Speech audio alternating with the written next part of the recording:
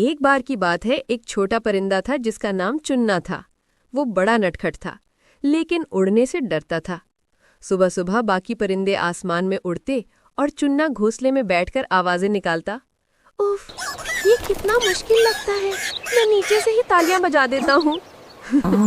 एक दिन उसकी माँ ने कहा, चुन्ना, अल्लाह ने तुम्हें पर दिए हैं, ये शो पीस नहीं है, हिम्मत करो, उड़ जाओ। चुन्ना ने हिम्मत की, परों को फड़फड़ाया और एक झटके से छलांग लगा दी।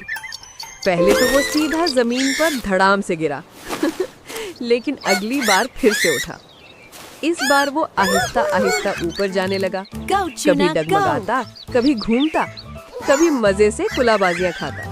आखिरकार वो संभल गया और आसमान में ऊंचा उड़ने लगा। वो खुशी से चहकने लगा, वाह, मैं भी उड़ सकता हूँ और मजे भी कर सकता हूँ।